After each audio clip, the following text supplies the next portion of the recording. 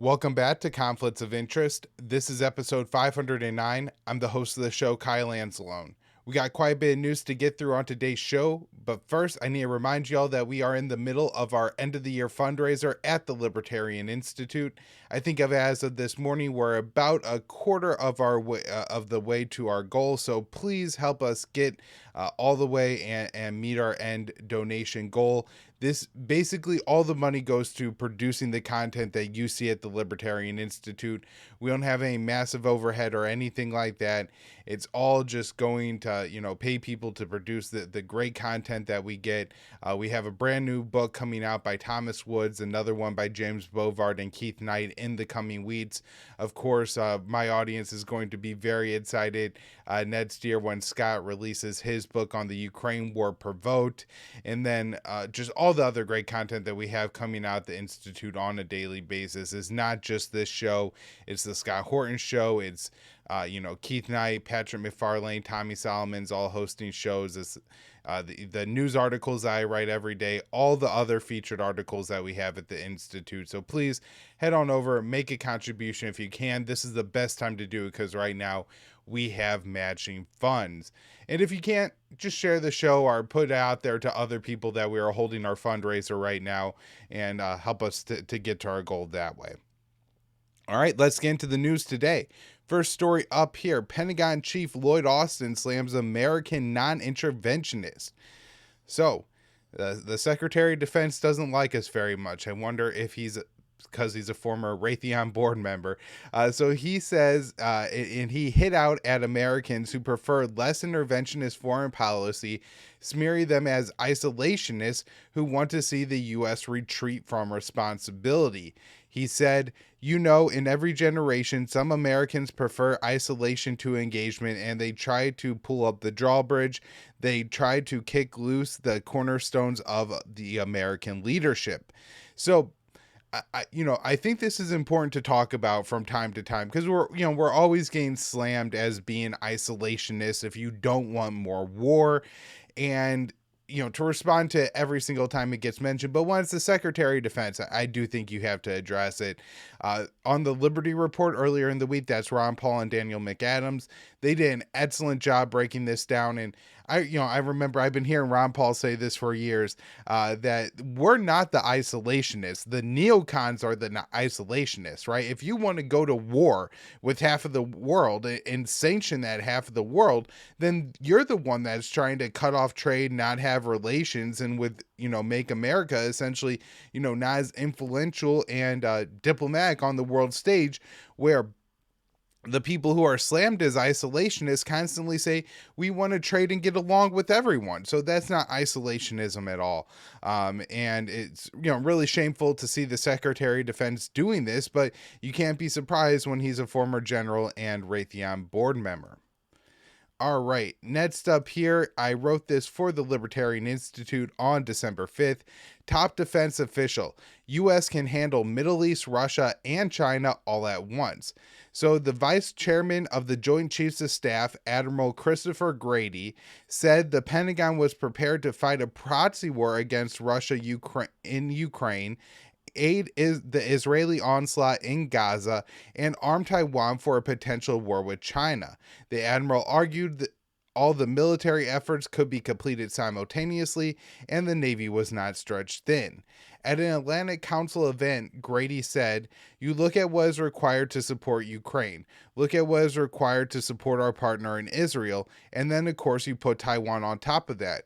We have the construct that we do with combat commanders and the rest that should allow us to command and control those three things all at one time. It is a part of our campaign process, which is central to the national defense strategy. Is it challenging? Sure." He also has a lot of comments in here about how, it's not a big deal to have 2 aircraft carrier strike groups in the Middle East to support Israel. This isn't straining our resources at all. If it goes on for a long, long time, then maybe, and of course, Israel is saying that this is going to go on for at least a year, but he really tried to downplay it, and it's concerning that this is, I really think, the mentality in Washington. So After Russia invaded Ukraine in February of 2022, the Biden administration pledged to give Ukraine the weapons it needed to win the war. Over the past 19 months, Washington has sent Kiev tens of billions in arms. Over the past 2 months, Washington has sent Tel Aviv 15,000 bombs and 57,000 artillery shells. Israel has targeted civilian homes with the American-made bombs. However, the White House has refused to place any conditions on the aid it sends to Tel Aviv. The transfers have stretched American weapons depots to their red line levels. The shortage has led the White House to send cluster variants of artillery shells to both Ukraine and Israel. And just an interesting note here, I read this in Forbes, that of the ATACMS cluster variant that was sent, so these are the longer range variants of the cluster of the ATACMS, so they're launched from the HIMARS. I think they have a range of a couple hundred miles. Before, the U.S. was only sending Ukraine ammunition for the HIMARS with 50 miles range. But apparently they've only sent Ukraine 20 of those, and that's it. Just the one-time shipment of 20 towards, I think, September, where, the end of the counteroffensive period, and then they didn't send any more. And so, I've been talking about throughout this war how at times it really seems like the strategy in Washington and from NATO is to string Ukraine along to make sure that they keep fighting Russia, that they keep fighting this war, that they keep sending their young men to the front lines in hopes that, it's going to end up weakening Russia. But there's really no effort to either give Ukraine the weapons it needs to win the war, or be transparent with Ukraine that they're not going to get those weapons and that they should negotiate, stringing them along, keep them fighting. But of course you can't give Ukraine, the weapons they need to win the war, because that would provoke a massive confrontation with Russia. So greatest belief that the U.S. could fight a three-front war is White House policy. President Joe Biden is pushing Congress to pass a $106 billion funding package to arm Ukraine, Israel, and a military buildup in the Asia Pacific. The admiral also indicated that military-to-military talks between the U.S. and China may start soon. During the Atlantic Council event, he said, "So we are ready when they are, and I suspect we will see that shortly." About the meeting, the military-to-military talks with China, I'm not so sure about this. There is hope, because during a meeting between Biden and the Chinese President Xi last month in San Francisco, the two leaders agreed to resume military-to-military communications. China really tried to portray this as a new way going forward, that the US and China were going to try to reset a little bit and lower tensions, and so maybe they're going to really actually be serious and really commit to these talks. However, in the past couple of weeks, the U.S. has engaged in a pair of provocative naval maneuvers in the South China Sea that challenge Beijing's territorial claims in the region. And so China has had some pretty stark words for the U.S. over these FONOP operations in the South China Sea over the past couple of weeks, and I do wonder, and I am concerned, that will get in the way of the military-to-military talks resuming. All right, next up here, this is a statement from our Commerce Secretary, Gina Raimondo, saying that China is the biggest threat we've ever had. So Raimondo made the comments at the annual Reagan National Defense Forum in California. On matters of national security, we got to be eyes wide open about the threat. This is the biggest threat that we've ever had. Raimondo said that there were areas where the U.S. and China could cooperate, and that Washington needed to manage its relationship with Beijing. But make no mistake, China is not our friend. And again, you're trying to improve the relationship between the U.S. and China, and you have these extremely hawkish statements coming out of a cabinet level member from the Biden administration. It's going to really diminish the likelihood that there could be talks between the two sides. So Since taking her post as Commerce Secretary, Raimondo has overseen a ramping up of significant economic sanctions against China, including recent measures to limit Beijing's access to advanced semiconductors. The U.S. justifies the restrictions by claiming that it is trying to prevent the Chinese military from using technology, but the chips have been banned by many different users. Her explanation, Raimondo said, is, "I know there are CEOs of chip companies in this audience who are a little cranky with me when I did that because you're losing revenue. Such is life. Protecting our national security matters more than short-term revenue." She continued, "Newsflash, democracy is good for business. Rule of law here and around the world is good for your business." Raimondo said the U.S. could not let China catch up to a technology. "We are a couple of years ahead of China. No way we're going to let them catch up. We cannot let them catch up, so we're going to deny them most of our cutting edge technology," she said.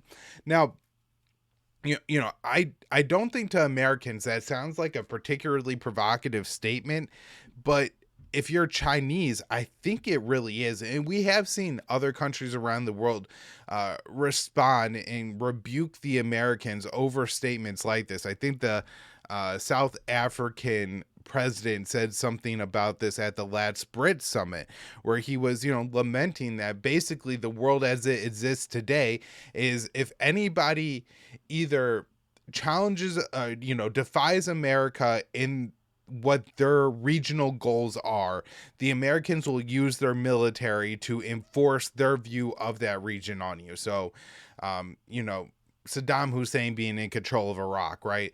The U.S. didn't like that. And so, over the course of 20 years or so, we killed millions of Iraqis to replace Saddam Hussein. And now we dislike the government of Iraq, maybe even more, or at least, we're constantly frustrated with the government of Iraq being too close to Iran still. Or if you challenge the U.S. economically in some way, the U.S. will try to destroy and dismantle your economy. And so that's how these other countries certainly see this.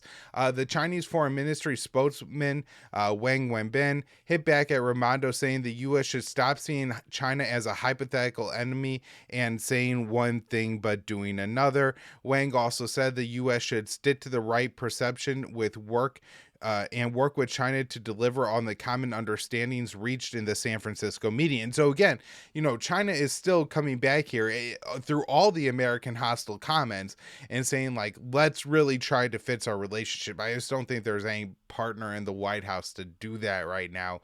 If you look at the, what the White House policy towards China is. So really, disappointing that this is the American sentiment towards China, but not surprising, especially when we look here at what's going on with Russia. I wrote this for the Institute on December 4th. U.S. official says Washington aims to cut Russian energy exports by 50% by 2030. So, U.S. Assistant Secretary of State for Energy Resources Jeffrey Pyatt explained that Washington was plotting a decades-long economic war targeting Moscow. The U.S. has maintained sanctions on Russia since a 2014 Washington-backed coup in Ukraine sparked Moscow's annexation of Crimea.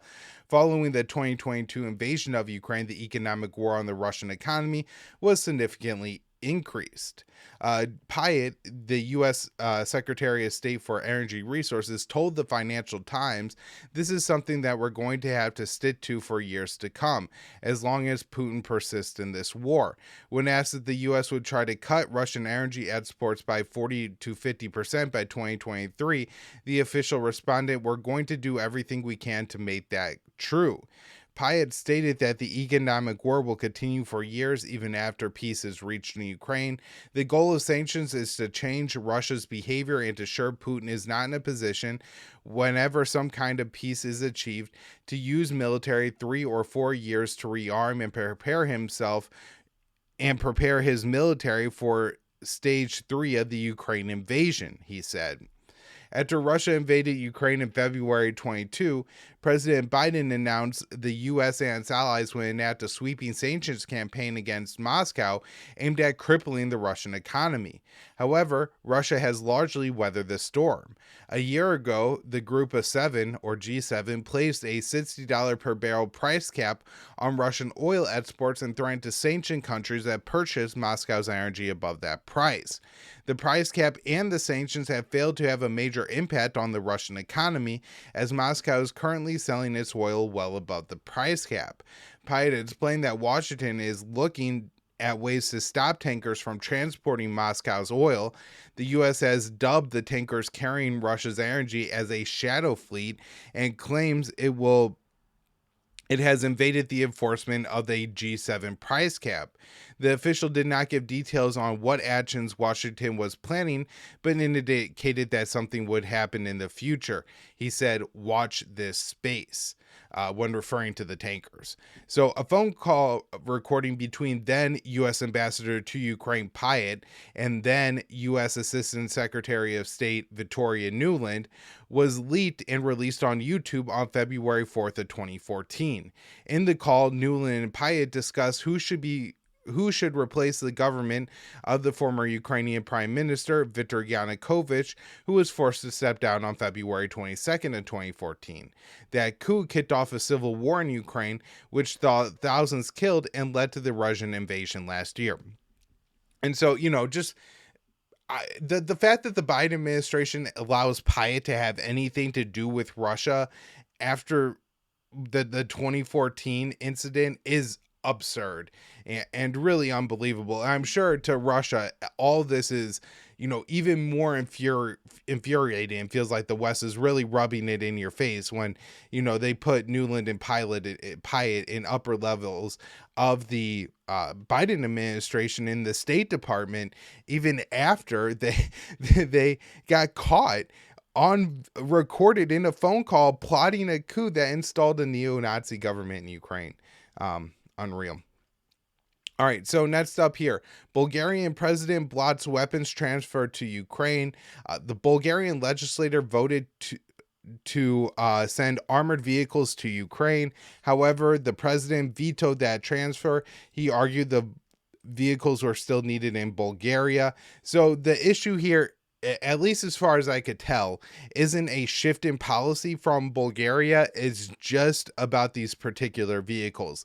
The president in his statement said, "From the discussions during the adoption of the draft law in the National Assembly, it is clear that a large part of them were not familiar with the specific list of equipment provided at the time of the vote, which makes it impossible for them to assess whether it's actually no longer necessary." So apparently the Bulgarian legislator identified like 100 armored vehicles and said, we don't need them anymore, so we could send them to Ukraine. And he's saying, no, that's not the case. His statement continues, "Moreover, even at this moment, the Border Police General Directorate does not have a sufficient amount of high terrain equipment it needs. Currently, this deficit is being compensated with transport equipment from the Bulgarian army. The armored high terrain transport equipment provided to Ukraine with this agreement could be used in the protection of the Bulgarian border, a matter of essential importance for both internal security and the implementation of the country's foreign policy priority for the full access of the Bulgaria to a specific area." And so, again, he's saying that, we need these armored vehicles, so we're not giving them up. Not necessarily that there's, a major change in policy here, but we'll see what else comes out of Bulgaria, because maybe that's just the cover he's using to carry out this veto because he's done sending weapons to Ukraine or something. We will maybe find out in future developments here. All right, next up from Dave DeCamp, antiwar.com. Kiev mayor says Zelinsky is an authoritarian and lying about the war. So Kiev's mayor is the former boxer Klitschko, and he said that Zelinsky is turning Ukraine into an authoritarian state as public criticism of the Ukrainian leadership is becoming more common. Klitschko, a former heavyweight boxing champion, told a German outlet, at some point we will no longer be in a different position, different from Russia, where everything depends on the whim of one man. In a separate interview, Klitschko also sided with Ukrainian Commander-in-Chief General Volodymyr, who recently rebuked Zelinsky for saying the war had turned into a stalemate and there was no chance of a breakthrough. Zelinsky is telling the truth, Klitschko told a Swiss outlet 20 Minutes. Some may not want to hear the truth, but we can't lie to our people and partners indefinitely. Recent internal polling has shown that Zelinsky has a good chance of beating Zelinsky in a future presidential election, and that the Ukrainian public trusts the general much more than the president. Ukrainian presidential elections are scheduled for March of next year, but Zelinsky has ruled out holding a vote if the war is not over by then. Ukraine's constitution does not allow for elections during periods of martial law, although Zelinsky previously said holding a vote was possible if the West bankrolled it. But he has since said that elections are not appropriate at this time. Klitschko also accused Zelinsky of not being prepared for Russia's February 22 invasion. People wonder why we weren't better prepared for this war, why Zelinsky denied until the end it would come to this. People who see who's effective and who's not, and there were and still are a lot of expectations. Zelinsky is paying for the mistakes he made, and that's certainly something to remember and accurate, that even in the very days leading up to the Russian invasion of Ukraine, Zelinsky was telling the Ukrainian people that it was absolutely not going to happen. All right, Zelinsky was supposed to give address to the U.S. Senate, and then we had a statement from Senate Majority Leader Chuck Schumer, who said that was canceled, that there's something that came up at the last minute. Now, today is supposed to be the day that they were going to hold the vote on the $105 billion bill that provided $60 billion in aid to Ukraine. And I no longer think that vote's going to happen. Apparently, there was some big blow up in the Senate last night. I haven't been able to read enough to really start reporting on that for you guys. So later this week, we'll probably have some updates on that. I guess it's possible that vote is held today, but it didn't seem likely from the articles that I was reading. All right, next up here, news on Gaza. Congress reviews plan to facilitate ethnic cleansing of Palestinians from Gaza. So an Israeli outlet reported last week that some members of Congress have reviewed a plan to condition U.S. aid to Arab countries on their willingness to accept refugees from Gaza, which would facilitate the Israeli goal of cleansing the territory from Palestinians. The proposal was shown to key figures in the House and Senate, but the report did not say who submitted the plan. The proposal calls for conditioning aid to Egypt, Turkey, Yemen, and Iraq, and even details how many Palestinians each country should take. The plan proposes that 1 million Palestinians go to Egypt, 500,000 to Turkey, 250,000 to Iraq, and another 250,000 to Yemen. In total, the plan outlines the expulsion of 2 million Palestinians from Gaza, nearly all of the 2.3 million Palestinians that live there. And of course, after Israel is done with its bombing campaign, maybe that would, they would think that would get rid of the last 300,000 or something like that. Not just from being killed through bombs, but also just the stress, difficulties, and like, I'm not talking about like difficult stress, like, oh, I got to do this really difficult thing at my job today. I mean, stress as in there's no clean drinking water. There's nowhere to live. You have no shelter. You get caught in the rain. All these horrific things that could happen to people when they become refugees. And so I don't think it's impossible that, 300,000 Palestinians end up dying from deprivation over the next few months. And that would, rid Israel of the need to deal with those people. So, and if you look at those countries, by the way, and shipping Palestinians to them there, that does not seem like a sustainable thing. My guess is both Sisi and Erdogan, the Egyptian and the Turkish leaders, would not be too thrilled about this plan on a couple of different levels. One, they don't want the refugees. Egypt already has quite a few Palestinians living there. And then Turkey has, I think, 3 million still Syrian refugees. They may have moved some of those back into Syria at this point, but they have more refugees than they could already handle. And in fact, they have threatened to flood Europe with those refugees, to basically just allow all those refugees to cross into Europe several times and to elicit more aid from the European countries for holding those refugees. So Turkey or Egypt don't really seem sustainable here. In fact, the Egyptians have said that they will go to war over allowing the Palestinians. And also, both of these leaders are very sympathetic, I think, to the plight of the Palestinians. And to agree to accept the Palestinians is kind of a rubber stamp on their ethnic cleansing. And so if the Palestinians want to stay in Gaza and they don't want to go to Turkey, I think Erdogan and Sisi are both inclined to, and look, even if it's not their personal belief because they love the Palestinians, just the weight of the political pressure and the weight that the Palestinian issue carries in those countries is probably enough to make sure that they don't accept those Palestinians. And of course, Iraq is a mess, and Yemen also a mess, although Yemen seems very sympathetic to the Palestinian cause.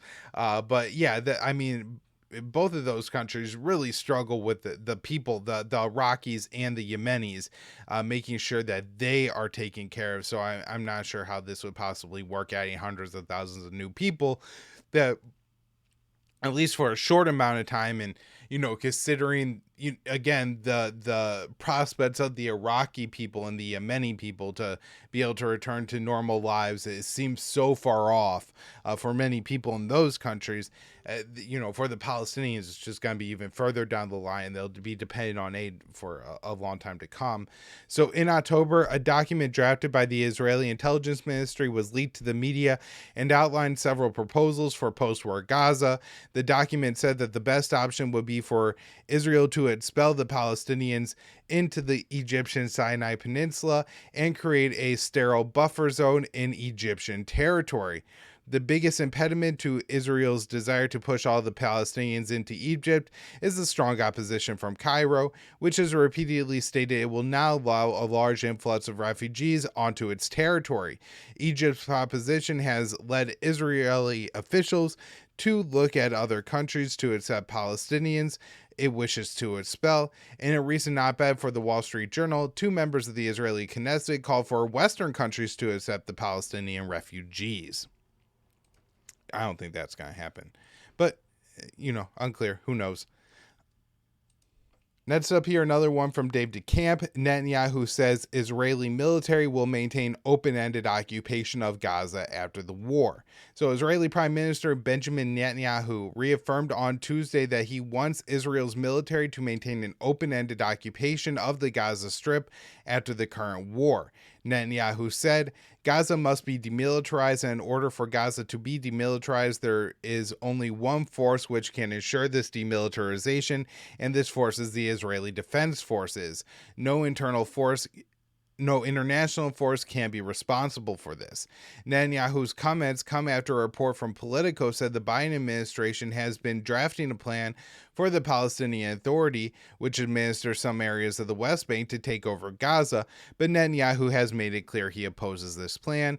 And as Connor Freeman talked about on the show last week, that this is, a core part of Netanyahu's ideology would be if the Palestinian Authority rolled over Gaza, then he would face more international pressure to negotiate with the Palestinians on a 2-state solution. And so I don't think there's any way that that Netanyahu allows this. All right, next up here. Oh, and I should mention on that last article, on the last episode, I think I wrote over the weekend for antiwar.com, that Israel was planning for a long war and that the intense military operations would continue well into 2024 and that the long-term occupation would last at least through 2024. So Israel used U.S.-made guided bombs to massacre two families. Amnesty International conducted an investigation that found Israel targeted two Gazan homes with American-made JDAMs, killing over 40 people, including 19 children. The group said the U.S. had an outside role and responsibility in using its leverage to curb civilian casualties in the besieged enclave. So this is a quote from the Amnesty International report.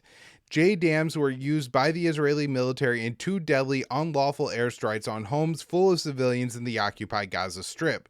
The organization found that these strikes were either direct attacks on civilians or civilian objects or indiscriminate attacks, and is calling for them to be investigated as war crimes.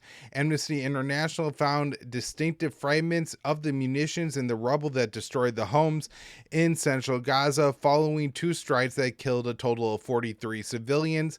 That's 19 children, 14 women, and 10 men. In both cases, survivors told Amnesty International there had been no warning of the immediate strike.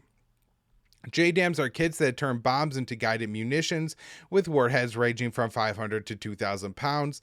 The U.S. has sent thousands of JDAMs to Tel Aviv since Israeli forces have unleashed a historic destruction on Gaza. Amnesty International said the first strike occurred in the opening days of the Israeli operations in the besieged enclave. This is a quote from the report. On October 10th at approximately 8:30 p.m., an Israeli airstrike killed 21 members of the Najjar family, and the family home in Deir al-Balah was bombed. 3 neighbors were also killed. The October 27th bombing of the Abu Mulik family killed 18. All that were killed were women and children. Amnesty International confirmed the destruction of both homes with satellite images. The organization investigation noted that Israel has a history of committing such atrocities.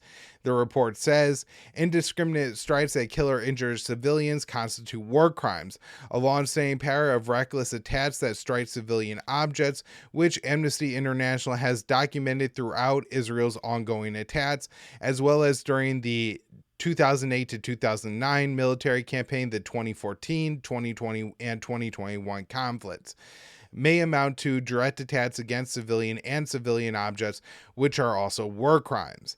The executive director of Amnesty International, Paul O'Brien, said Washington must take action. Amnesty International's devastating research findings linking U.S.-made weapons to civilian killings. This demands urgent attention from President Biden and the U.S. Congress. The U.S. has an outsized role and responsibility to do everything in its power to ensure civilians are protected, including suspending the supply, sale, or transfer of arms until there is no longer a risk they will be used unlawfully. However, the White House is outright refusing to condition the weapons that we ship to Israel on anything, including, not blowing up houses full of women and children. So, Amnesty International Secretary General stated Washington facilitates the death of entire families. The fact that U.S.-made munitions are being used by the Israeli military in unlawful attacks with deadly consequences for civilians should be an urgent wake-up call for the Biden administration. The U.S.-made weapons facilitated the mass killings of extended families. 2 families have been decimated in these strikes, further proof that the Israeli military is responsible for unlawful killing and injuring of civilians in its bombardment of Gaza. All right, next up here, Israel bombs areas of southern Gaza where it told Palestinians to flee. Israel intensified airstrikes in southern Gaza on Monday and bombed areas where it told Palestinians to seek shelter, Reuters reported. Israel ordered the evacuation of parts of the main southern city of Khan Younis, but residents said areas where they were told to flee were still coming under attack. The Israeli military posted a map on X with arrows pointing from Khan Younis, telling people to head towards the Mediterranean Sea and towards the town of Rafah near the Egyptian border, but Rafah has continued to come under Israeli attack. The Reuters report reads, bombing at one site in Rafah overnight had torn a crater the size of a basketball court out of the earth. A dead toddler's bare feet and blackened trousers poke out from under a pile of rubble. Men struggled with their bare hands to move chunks of the concrete that had crushed the child. And so, think about how really, truly horrific that is to do to people, to tell them, these are probably people from northern Gaza, right? Who in the beginning of October or so fled down to one of the cities in southern Gaza at the direction of the Israeli military. And then just a few days later, the Israeli military says, hey, you have to move again. And as they're moving again, they get blown up and killed by an Israeli airstrike where they're being told to go.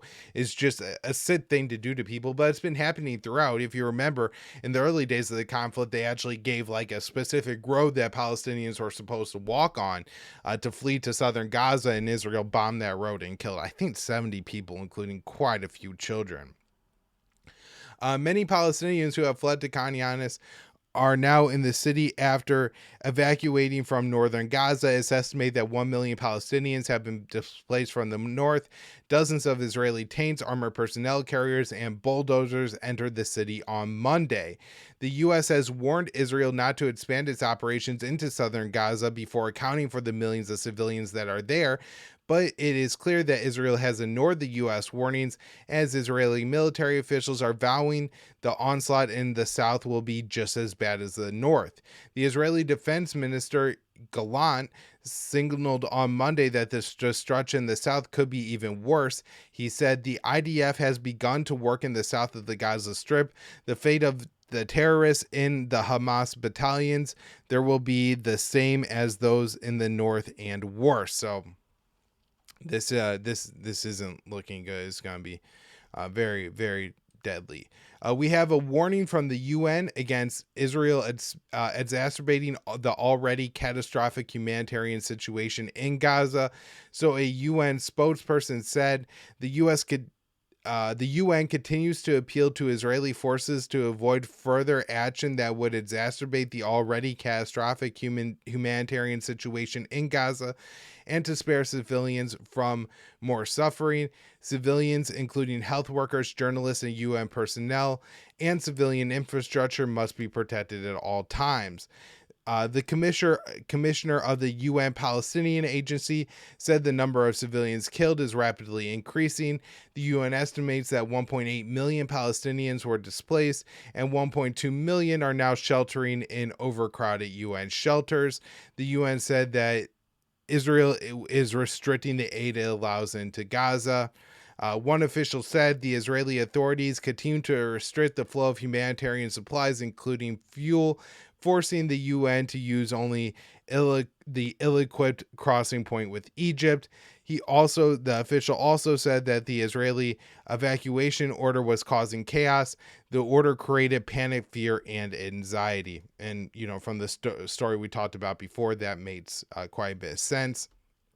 Next up here, UK joins US in conducting drone flights over Gaza. The UK announced on Saturday that it would begin providing surveillance flights in the skies above Gaza in search for captives held by Hamas. Over the past month, the US has conducted drone operations and was seeking hostages. Both Washington and London have engaged in a military buildup in the eastern Mediterranean Sea in support of Tel Aviv.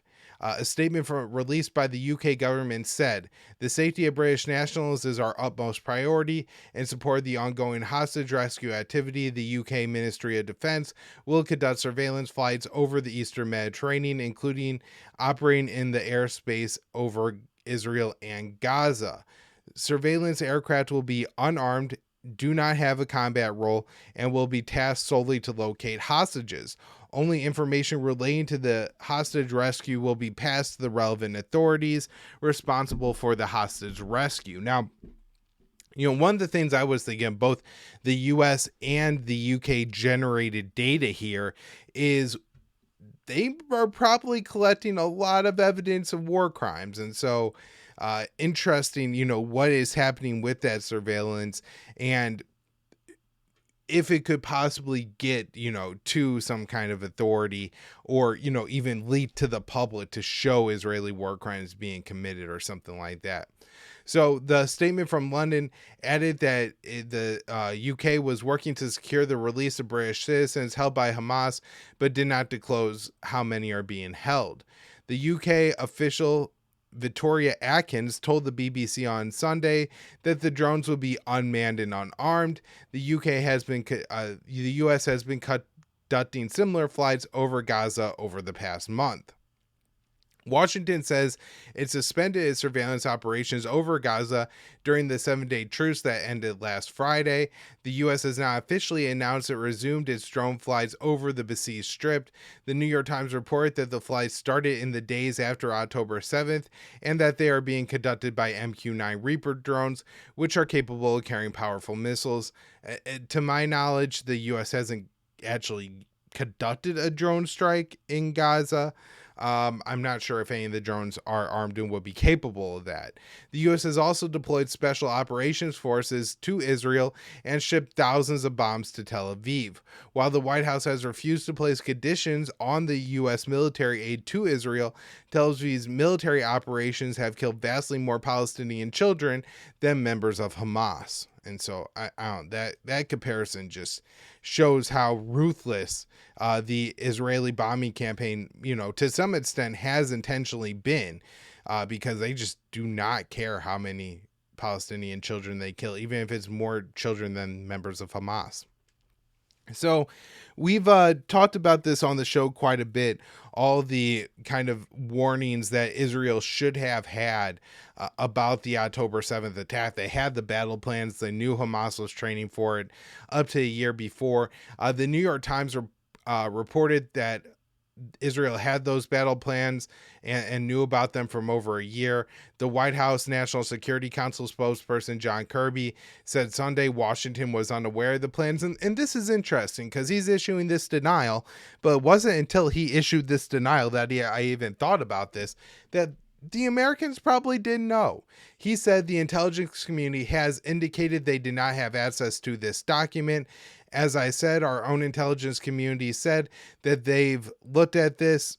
They have no indications at this time that they had any advance warning of this document or any knowledge of it, which, I mean, that would be an intelligence failure in itself, but it's very interesting if the Americans have just don't know what Hamas is up to and what Hamas is doing. Not that it's necessarily a threat to the U.S., but you assume what the U.S. is trying to do in the Middle East, that they would be very aware of what's going on in with the reigns of Hamas.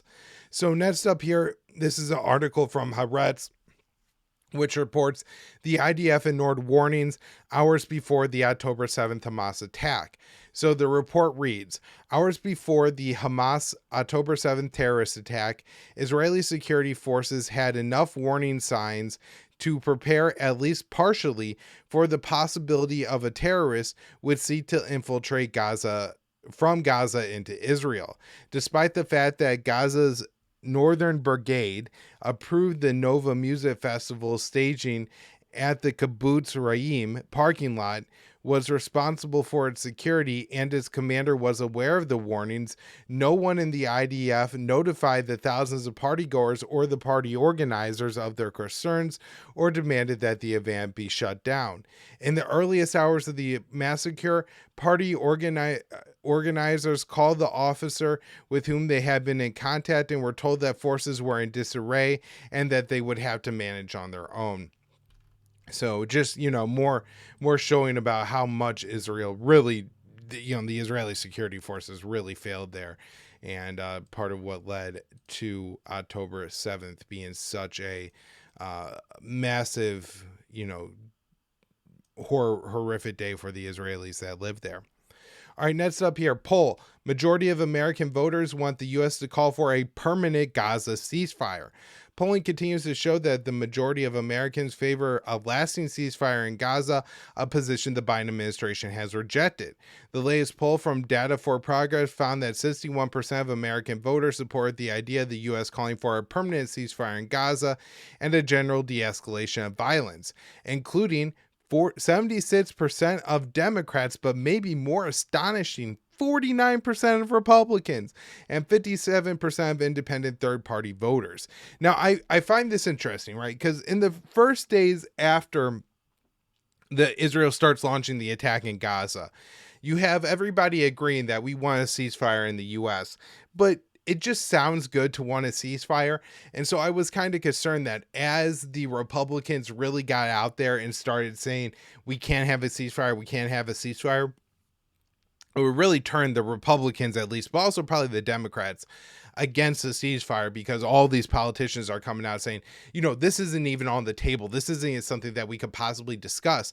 And yet here we still have the numbers very high that Americans want a ceasefire here. They do not want this war to keep going on.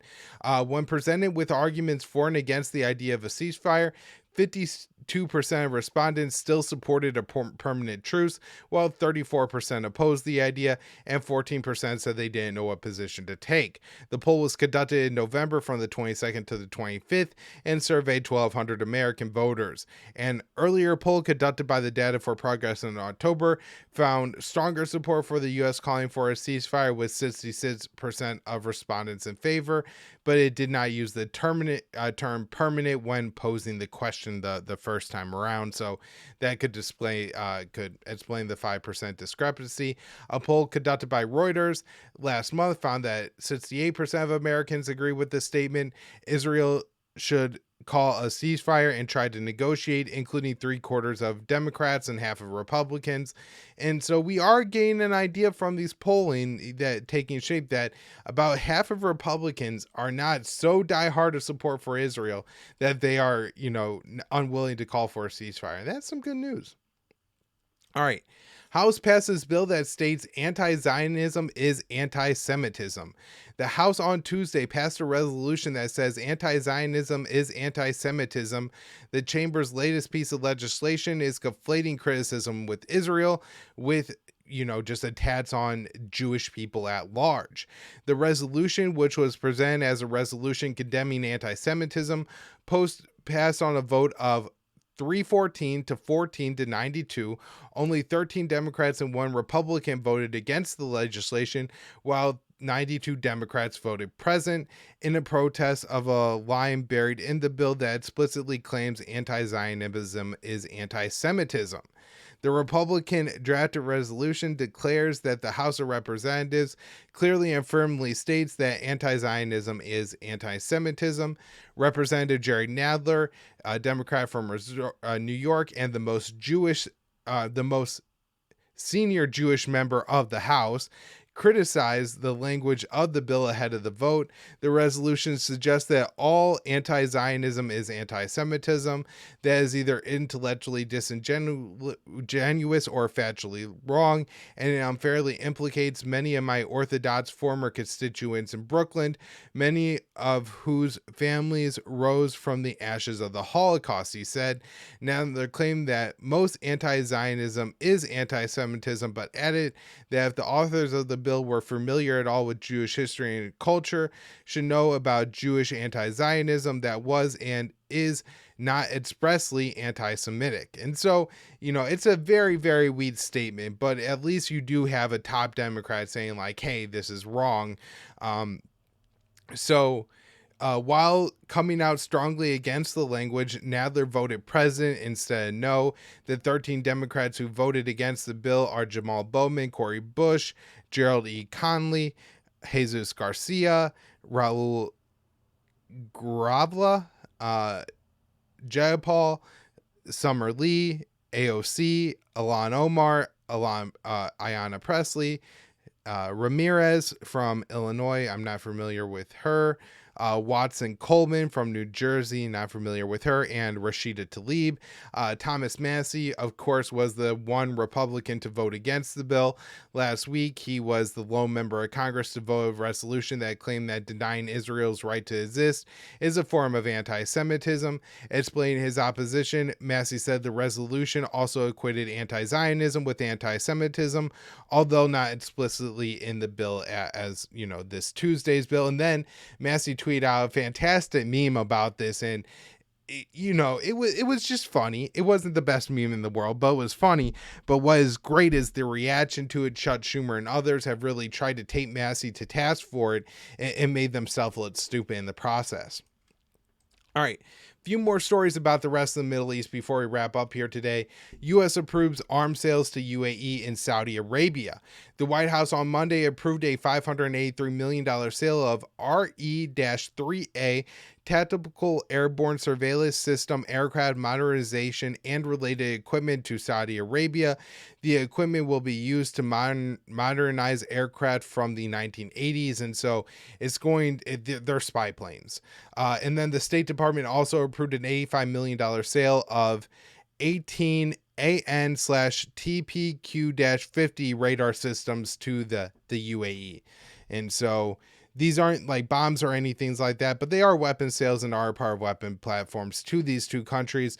And it's always important to know that a lot of the times when the U.S. is approving weapon sales to different countries, there's also other political strings attached. I'm not sure what they would be in this case, but I'm guessing the U.S. is looking to get, some concessions from the UAE and Saudi Arabia on other issues, especially as there's so much going on in the Middle East right now. All right, so this from December 3rd, Dave DeCamp, antiwar.com. Iran says 2 members of the IRGC killed by Israeli airstrikes in Syria. So the IRGC said 2 of its members stationed in Syria as advisors were killed by Israeli airstrikes. The Syrian news agency Sana reported that the Israeli airstrikes targeted the outskirts of Damascus on Saturday. The IRGC report named the members as I'm not going to try to pronounce their names, but did not say where they were killed exactly. Israel has ramped up its airstrikes in Syria since October 7th, but has been bombing the country with impunity for years. Before the October 7th Hamas attack and the start of the Israeli onslaught in Gaza, Israel had bombed Syria 25 times over the past year. Recent Israeli airstrikes on Gaza have crippled the Damascus and Aleppo airports. Israel frames the operations in Syria as attacks against Iran's military presence in the country, but Israeli airstrikes often kill civilians and damage civilian infrastructure. So, this is really important, and people probably don't think about this, but Israel has essentially kept the 2 main airports in Syria out of commission for months and months and months. And so imagine you're a Syrian civilian and the country next door keeps blowing up your airport every time you get it repaired. I mean, that would just be unsufferable. And I can't imagine any country other than Syria really putting up with that from the next door neighbor. That is just blatant violations of sovereignty that almost nobody recognizes or even bothers to condemn. So we've had rocket attacks on U.S. bases in Syria, and there was, I believe, just one single rocket that was fired during the 7-day pause. But attacks have started to pick up a little bit since then, and the U.S. launched an airstrike in Iraq, killing at least 5 militia members. And so I guess the U.S. says they claim it's a self-defense strike. I think the way they're differentiating, and look, it's all propaganda. I'm not trying to push forward what the Pentagon is saying here. But sometimes the U.S. carries out more retaliation strikes, right? Where some group launched drones or rockets at our base. And so then we identify that group, we identify one of their bases, we strike that base. I think what they're saying here is that they identified people setting up to carry out an attack and they carried out a strike on those people. So just so people kind of understand what the U.S. is saying happened here. Not sure. And the Iraqi militants say they're going to respond until the American are expelled, humiliated, and defeated from Iraq was, I believe, the quote the militant used to say that the Americans need to get the hell out of our country. So, Pentagon says U.S. warship and commercial vessels came under fire in the Red Sea. The Pentagon said that a U.S. naval destroyer and several commercial vessels came under attack in the Red Sea. The AP reported, "We are aware of reports regarding attacks on the USS Carney and commercial vessels in the Red Sea and will provide information as it becomes available." Later on Sunday, U.S. CENTCOM said the Carney responded to the attacks on 3 commercial vessels, the Unity Explorer, the Number 9, and the Sophie 2. CENTCOM said the Carney shot down a total of 3 drones, including 2 that were headed in its direction. CENTCOM blamed the attack on Yemen's Houthis, who announced that they had attacked the Unity Explorer and the Number 9, but did not mention firing on the Carney. CENTCOM also claimed that the attacks were fully enabled by Iran, although there is no evidence of Iranian involvement. And then in that talk that Grady gave to the Atlantic Council, if you remember from the beginning of the show, I mostly just talked about his remarks on China and things like that, but he did talk about Yemen a little bit. And his point there was that Iran was enabling these attacks by arming and supporting the Houthis, but not directing the attacks. He did say that he thought if the Iranians told the Houthis to knock it off, that they would, and that's what the U.S. wants the Iranians to do. But he makes it pretty clear that these attacks are not coming at the order of the Iranians. All right, next up here, we have U.S. officials tell Politico that ships under threat in the Red Sea and the Persian Gulf. So Politico reports, but 4 officials with knowledge of the discussions said in interviews that U.S. naval forces are clearly under threat in the Red Sea and the Persian Gulf. One official argued the administration was downplaying the seriousness of the situation in the Red Sea in order to avoid escalating tensions in the region that already edge on conflict between Israel and Hamas in Gaza. Yemen's Houthis have launched missiles and attacked commercial vessels in the Red Sea. American warships have intercepted Houthi missiles and drones over the Red Sea, but said naval vessels may not have been the intended target. So that was one of the real important updates from this Politico story, is the White House has said that, the commercial vessels are certainly targeted. It's just unclear if, the Carney, in responding to the attack on the commercial vessels, if those, missiles and drones that were then launched towards the Carney were really not being fired at the Carney, but just at the general mess being created by the Houthis there. All right, so now the U.S. is considering forming a Red Sea task force amid the Houthi attacks. U.S. officials are considering forming a Red Sea task force with other nations after a series of attacks by Yemen's Houthis against commercial shipping that's come in response to the Israeli onslaught in Gaza.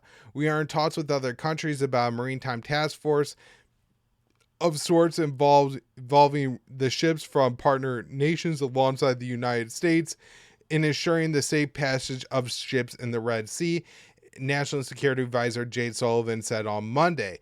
Sullivan's remarks came the day after the Pentagon said the U.S. Navy destroyer USS Carney responded to attacks on 3 commercial vessels in the Red Sea that were launched from Houthi-controlled areas of Yemen. The Pentagon said the Carney shot down 3 drones heading in its direction, but Sullivan said the U.S. cannot assess if the warship was purposely targeted.